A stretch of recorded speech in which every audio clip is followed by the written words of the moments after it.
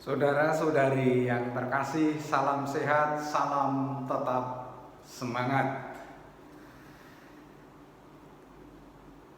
Kesehatan mental dalam reksa pastoral, begitulah Terms of Reference Ongoing Formation Unindo 2021 yang akan diadakan lewat Zoom.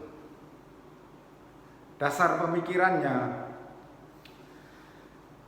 seorang imam menghayati hidup dan pelayanannya sebagai panggilan dari Allah. Kehadiran dan karyanya terkait erat dengan perjalanan hidup bersama umat untuk memaknai hidup. Dalam perspektif iman, seorang imam menemukan makna jati dirinya, keyakinan akan penyertaan Kristus Imam Agung yang menjadi teladan panggilan imamatnya. Di sisi lain, seorang imam juga pernah mengalami saat-saat sulit, kurang sehat, dan kurang bugar.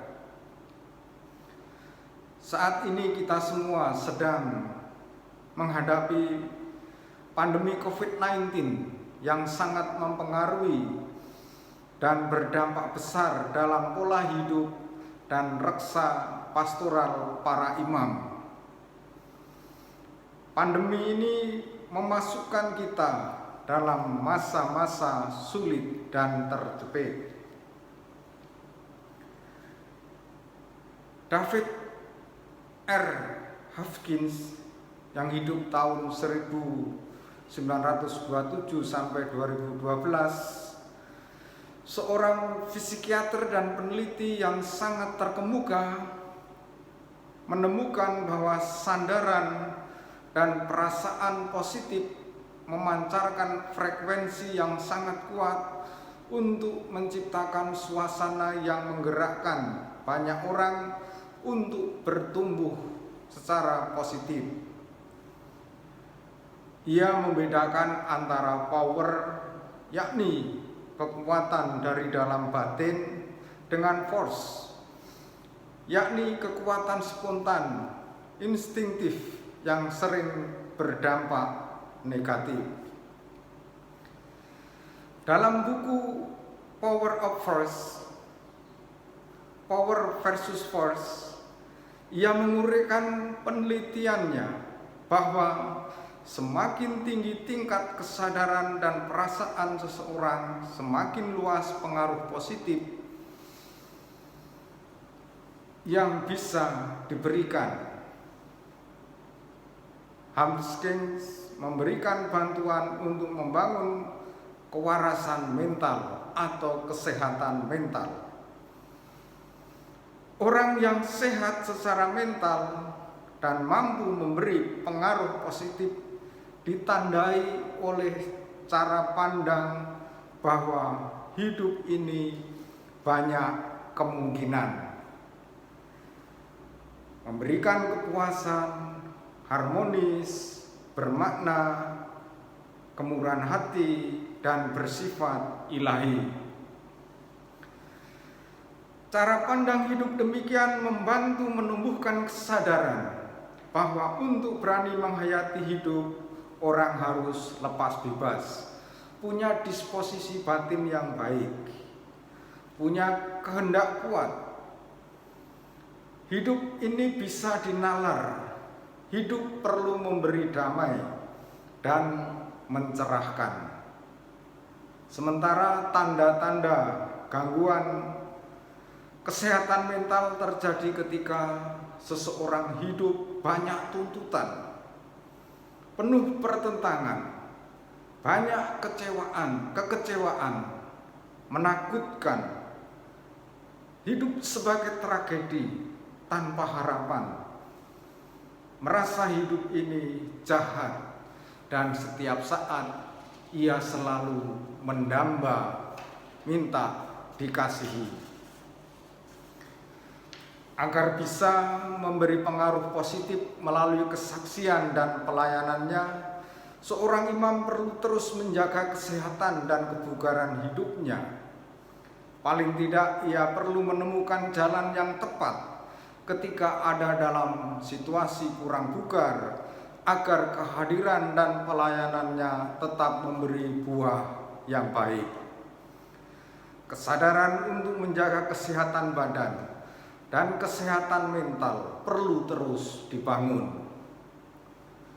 Selain itu, seorang imam perlu membuka diri untuk terus belajar dan berdialog dengan banyak pihak yang sekiranya bisa membantunya dalam menjaga kesehatan dan kewarasan mental.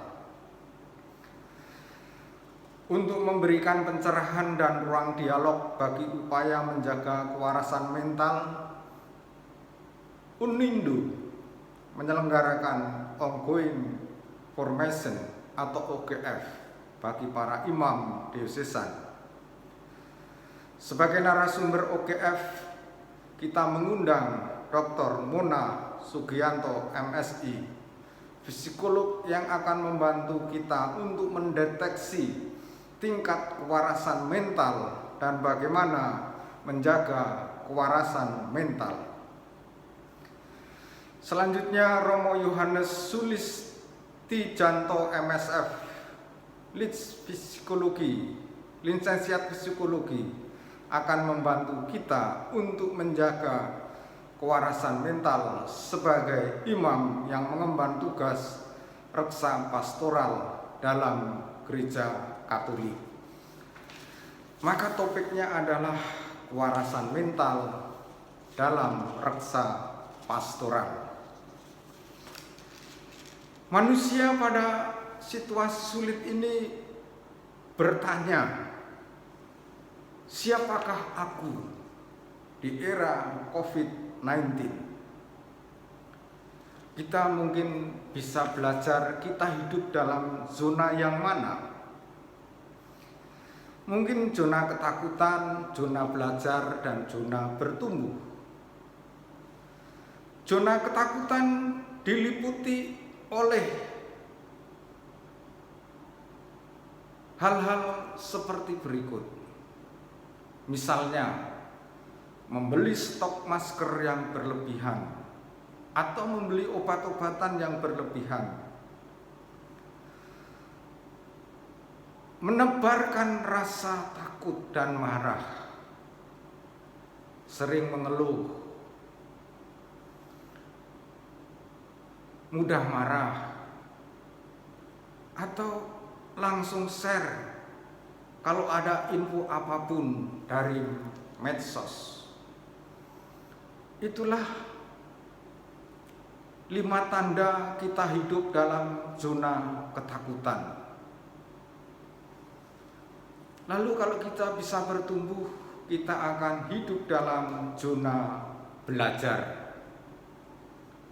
Mulai menerima kenyataan, stop membaca berita yang membuat cemas, stop belanja berlebihan, mulai mengenal emosi diri sendiri, menyadari situasi dan berpikir untuk bertindak, berhenti men-share info dari medsos yang tidak jelas kebenarannya, menyadari bahwa semua pihak berusaha untuk melakukan yang terbaik.